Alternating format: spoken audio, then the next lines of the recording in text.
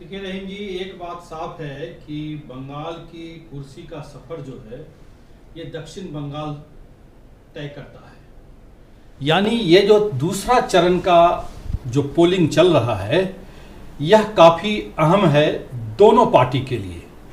BJP की यह कोशिश है कि जो पिछले बार 18 सीट लाए थे इस चरण में उसकी संख्या को काफ़ी हद तक बढ़ाया जाए।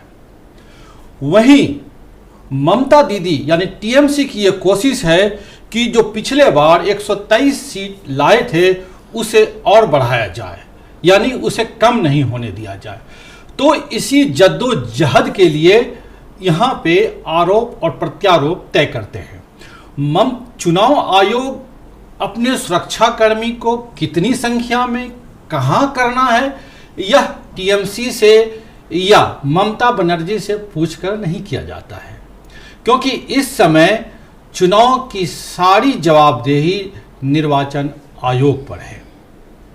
आप यदि एक बयान पिछले बार का देखे होंगे कि कांग्रेस के ही एक नेता अधीर रंजन चौधरी ने कहा था कि अर्धसैनिक बल बड़ी ही अच्छे ढंग से राज्य में काम कर रही है और किसी को इससे कोई दिक्कत नहीं है। लोग भय मुक्त वातावरण में अपना पोल कर रहे हैं।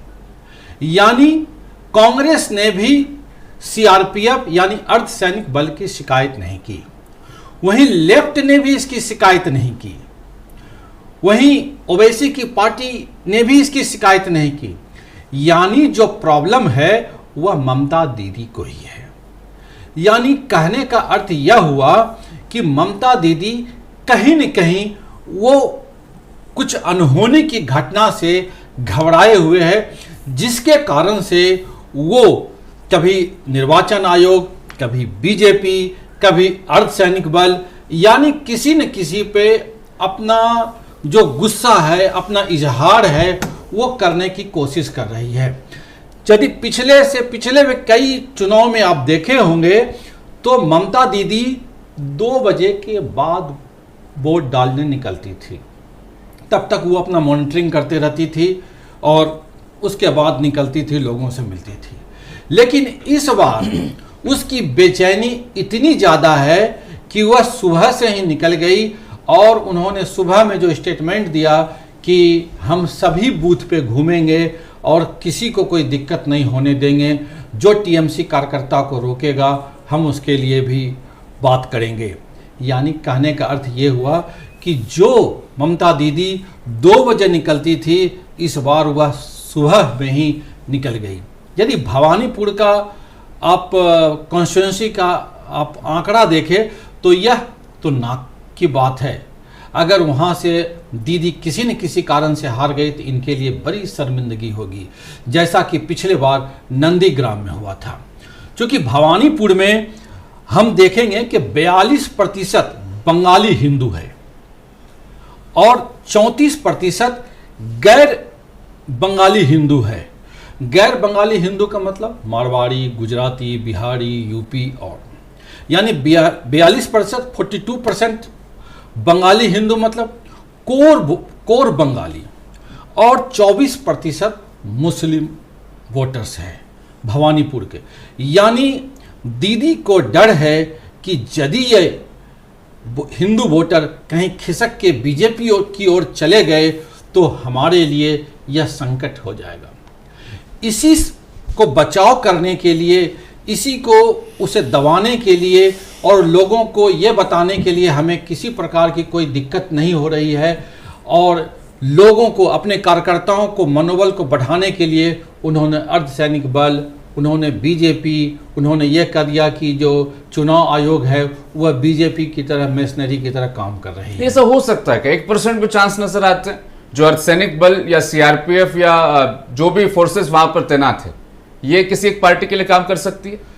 देखिए, आप यदि बिहार का भी चुनाव देखें या किसी अन्य राज्य का भी चुनाव देखें तो सीआरपीएफ या अर्धसैनिक बल सभी जगह तैनात होते हैं।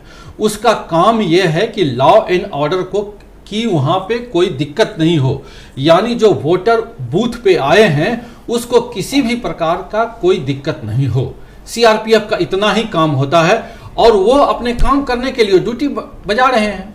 अब बजाना भी चाहिए, क्योंकि उनकी पहली प्राथमिकता है कि लोग निडर होकर वोट डालें, क्योंकि जब तक निडर होकर वोट नहीं डालेंगे तब तक फिर उनकी तैनाती का मतलब क्या होता है।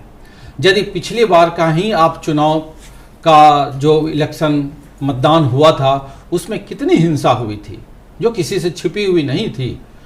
आपने, हम लोगों ने कई बार टीवी पर दिखाया कि ईवीएम लेके भाग रहे हैं, उसे कुआं में फेंक दिया, तालाब में फेंक दिया, इस प्रकार का।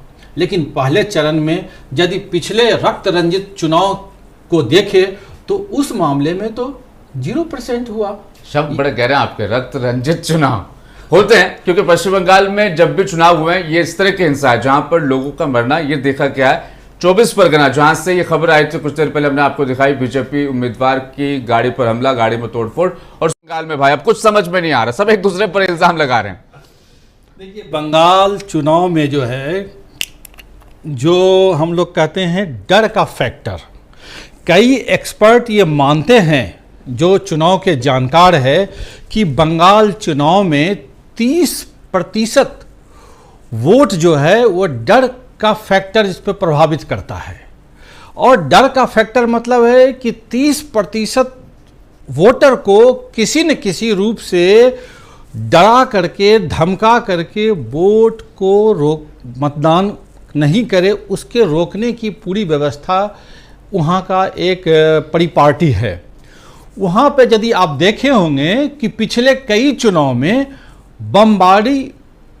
बमबाजी करना वहाँ पे आम है, और इसी कारण से आप देखे होंगे कि सैकड़ों की संख्या में पिछले 2-3 दिन के अंदर राज्य के जहाँ पे सेकेंड फेज का चुनाव है वहाँ पे बम बरामद किया गया।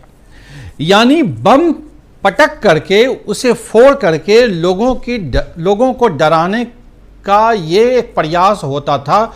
यानी डर का फैक्टर मतदाता में घुसेड़ दे ताकि मतदाता पोलिंग स्टेशन पे जा ही नहीं पाए। यदि आप कई चुनाव के पिछले रिकॉर्ड को देखें तो बमबारी का भी एक अलग पैटर्न था। ये हिंसक झड़प पर एक और बयान आया है, दरअसल महासचिव है बीजेपी के तरुण चुग, वो क्या कह रहे हैं वो दर्शकों को सुना